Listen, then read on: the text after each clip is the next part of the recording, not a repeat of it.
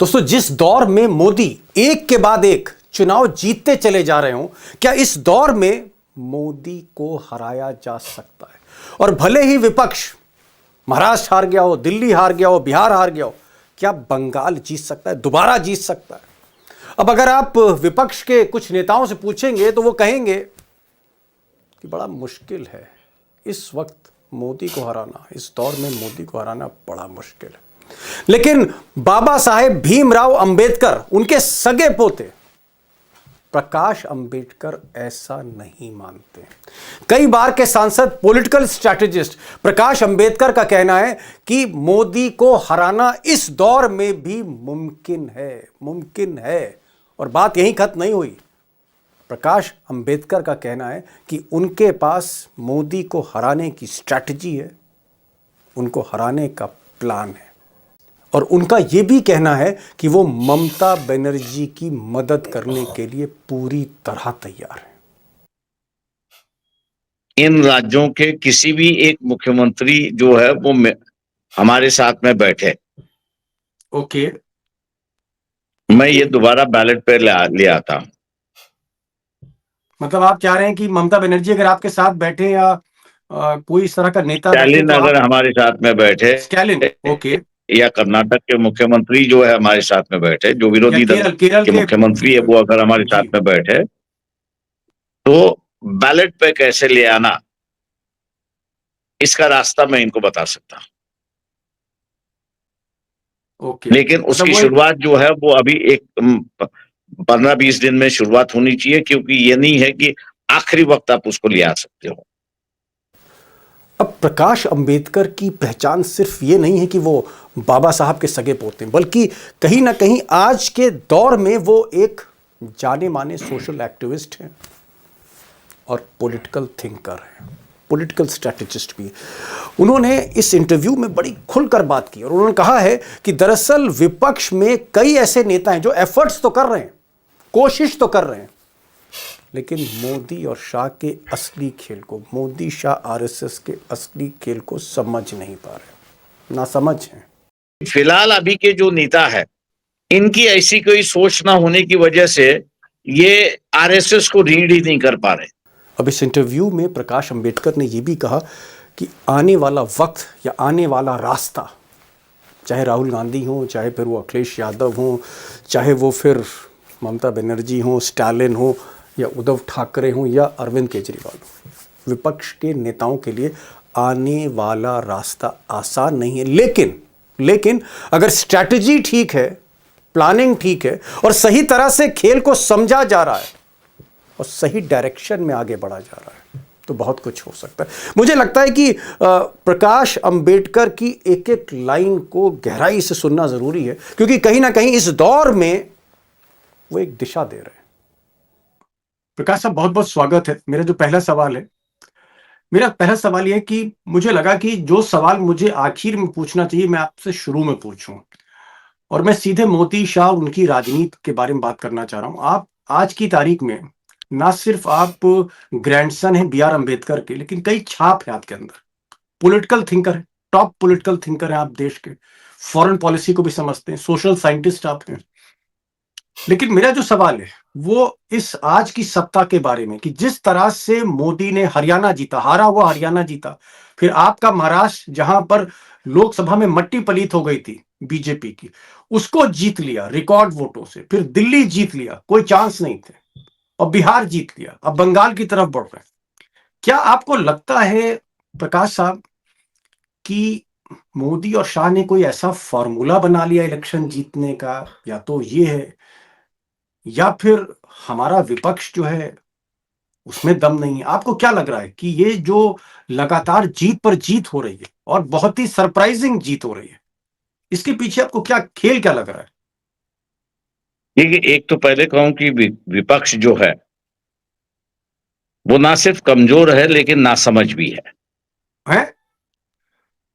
प्रकाश जी, बहुत बड़ी बात आप कह रहे हैं नासमझ है, और मैं आपकी बात को हल्के में नहीं ले सकता, क्योंकि आज की तारीख में मैं ये नहीं कह रहा हूं कि आप बाबा साहब के आप ग्रैंडसन हैं, आप इस देश के नंबर 1 पॉलिटिकल थिंकर्स में एक हैं।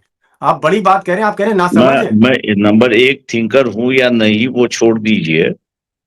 मैं आपसे ये कहता हूं कि आपकी ये जो जिन राज्यों में इलेक्शन होने जा रहा है, इन राज्यों के किसी भी एक मुख्यमंत्री जो है वो हमारे साथ में बैठे, ओके, मैं ये दोबारा बैलेट पे ले आता हूं। मतलब आप चाह रहे हैं कि ममता बनर्जी अगर आपके साथ बैठे या कोई इस तरह का नेता बैठे स्टैलिन तो अगर आप। हमारे साथ में बैठे, स्कैलिन, ओके। या कर्नाटक के मुख्यमंत्री जो है हमारे साथ में बैठे, जो या विरोधी दल केरल केरल के के मुख्यमंत्री है वो अगर हमारे जी, साथ में बैठे, तो बैलेट पे कैसे ले आना, इसका रास्ता मैं इनको बता सकता हूं। ओके, लेकिन मतलब उसकी वो एक, शुरुआत जो है वो अभी एक 15-20 दिन में शुरुआत होनी चाहिए, क्योंकि ये नहीं है कि आखिरी वक्त आप उसको ले आ सकते हो। मतलब आप मशीनों से बैलेट पेपर पे ले आएंगे ले अगर आएंगे, मुख्यमंत्री। क्योंकि उसकी वजह मैं आपसे बता रहा हूं। मैं इसलिए ये नासमझ की बात ये किया कि हम जो मुंबई हाई कोर्ट में पिटीशन जिसको दायर की थी हम लोग ने, वंचित बहुजन अघाड़ी ने, और उसमें जाने के पहले हमने इलेक्शन कमीशन से आरटीआई के माध्यम से 2 सवाल पूछे थे। एक सवाल ये था कि भैया आपके पास कितने वोट पोल्ड हुए और कितने काउंटिंग हुए, इसके फिगर्स आप दीजिए। दूसरा जो है वो polling officer at the booth जो होता है वो, और रिटर्निंग ऑफिसर होता है, ये दोनों है।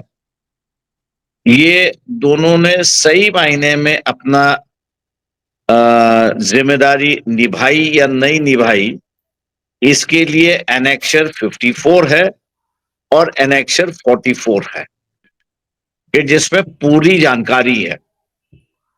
इलेक्शन कमीशन जो हैंडबुक टू रिटर्निंग ऑफिसर निकालते हैं सुविधा के लिए, इलेक्शन कमीशन के सुविधा के लिए, क्योंकि फ्री एंड फेयर इलेक्शन हुआ है या नहीं हुआ है, इसको अगर जांचना है तो उस रिकॉर्ड से इलेक्शन कमीशन जान सकता है। ओके, जवाब ये आया हमारे पास कि ये दोनों एनेक्सर्स हमारे पास नहीं है। अब ये दोनों एनेक्सर्स आपके पास नहीं है तो इसका मतलब ये है कि इलेक्शन कमीशन कैसा कह सकता है कि भैया इलेक्शन फ्री एंड फेयर हो गए। क्या क्या प्रकाश जी, आपका क्या कहने का मतलब है? क्या मैं ये मानूं अंबेडकर साहब कि आप ये कह रहे हैं कि जो इलेक्शन कमीशन है वो मोदी और शाह के साथ पूरा टीम अप कर गया है? भाई सारा खेल अब अगर मोदी और रिकॉर्ड शाह नहीं का है है। तो टीम अप है, वही तो मैं सिद्ध करने जा रहा था। अगर उस वक्त तमाम राजनीतिक दल, महाराष्ट्र के कांग्रेस है, शिवसेना आपके साथ है, आते, उद्धव ठाकरे है, ये अगर हमारे के साथ ज्वाइन हो जाते तो आप एक्सपोज कर देते। एक्सपोर्ट कर देते, और कोर्ट की ये हिम्मत नहीं होती पूछने का कि भैया ये इंडिविजुअल कैसे दाखिल कर सकता है।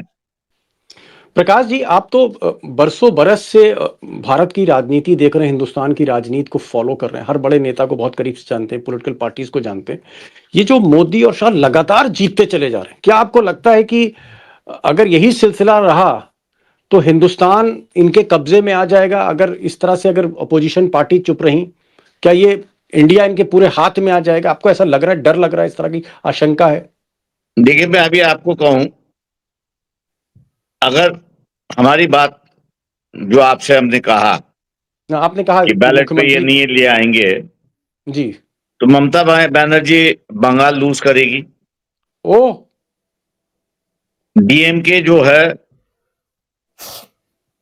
वो तमिलनाडु लूज करेगी, मतलब क्योंकि एआईडीएमके आ इनकी सकती है। तैयारी वैसे चल रही है। ओके। देखिए दुर्भाग्य यह है कि चंद्रशेखर एक ही अकेले नेता थे, मैं ऐसे कहूंगा, कि जिनको मैं जानता हूं। हेगड़े एक थे उसमें, देवगौड़ा जी है, ये तीनों जो है वो आरएसएस को अच्छी तरह से जानते थे। चंद्रशेखर पूर्व बा प्रधानमंत्री, देवगौड़ा पूर्व प्रधानमंत्री और रामकृष्ण हेगड़े, तीनों का नाम लिया आपने जी। तीनों का नाम लिया कि जिनको मेरे अच्छे संबंध होने की वजह से वो मुझसे इन बातों पे हमेशा चर्चा करते थे। आज देवगौड़ा भी करते हैं, उसमें कोई ये नहीं है, लेकिन इनको जो है वो इन संगठन पे कभी विश्वास नहीं था। बोले ये कुछ भी कर सकते हैं। बीजेपी बीजेपी नहीं, आरएसएस, ओके। कि जिसमें आप कहिए कि नरसिम्हा राव भी उसमें वही थे। लेकिन फिलहाल अभी के जो नेता है, इनकी ऐसी कोई सोच ना होने की वजह से ये आरएसएस को रीड ही नहीं कर पा रहे। आप राहुल गांधी के लिए कहना चाह रहे हैं? मैं सभी की कह रहा हूं, नॉट सिर्फ राहुल गांधी, ममता बनर्जी भी, अखिलेश यादव भी, सभी एवरीबॉडी। अंबेडकर साहब, एक चीज और मैं पूछना चाह रहा था आपसे। आपने कहा था कि अगर ममता बनर्जी आपसे बातचीत करें, बंगाल में चुनाव है, या स्टालिन है, तमिलनाडु के मुख्यमंत्री आपसे बात करें, स्टालिन बात करें, तो आप इन दोनों को जीतने की गारंटी, आप दोनों को जीतने की गारंटी दे सकते हैं? मतलब ऐसा क्या मंत्र है? आप पूरा मंत्र मत बताइए, लेकिन ऐसा क्या कहेंगे? क्या गारंटी नहीं दे रहा। मैं ये उनसे कह रहा हूं कि जो ईवीएम से जो मैनिपुलेशन हो रहा है उसको रोक सकता हूं मैं। तो ममता बनर्जी से कोई, सर आपकी तो भाई, प्रकाश अंबेडकर को कौन नहीं जानता सर, आपको तो देश विदेश में सब जानते हैं। बाबा साहब के आप ग्रैंडसन, ममता बनर्जी से कोई बात हुई आपकी? इनके पार्टियों में पहला डिसीजन होना चाहिए ना कि we will take this fight on, और इलेक्शन के पहले जो है कोशिश होगी हमारे यहाँ से बैलेट पर लाने की। ये जब तक उनका इंटरनल डिसीजन नहीं होता तब। मान लीजिए सर, ये प्रोग्राम ममता बनर्जी भी देख रही हूं, और ममता बनर्जी देखने के बाद, आपकी बात सुनने के बाद, अगर आपको फोन करके कहें कि अंबेडकर जी आइए कलकत्ता ही, तो आप जाएंगे? मैं तुरंत जाऊंगा, without any hesitation, without any condition. अच्छा, कोई कंडीशन नहीं, आप मदद करने जाएंगे? कोई हेजिटेशन नहीं।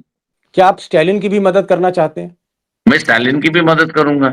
ये बताइए सर, एक चीज और मैं जानना चाह रहा हूं। ये तो अब बड़ी बात आपने कह दी कि अगर ममता बनर्जी आपको बुलाती हैं या स्टालिन बुलाते हैं, तो कम से कम आप चुनाव की गड़बड़ी को रोक सकते हैं। तो इसका मतलब प्रकाश जी, आपकी जो रिसर्च है, आपकी जो इनपुट है, वो ये कहती है कि महाराष्ट्र में बेईमानी हुई, हरियाणा में बेईमानी हुई। फिर मैं आपसे रिक्वेस्ट करता हूं, ये जो भारत इलेक्ट्रिकल के जो चेयरमैन है, इनको आपके प्रोग्राम पे बुलाइए। आपको जो पूछना है वो पूछ लीजिए, लेकिन हमारा एक सवाल उनसे पूछ लीजिए।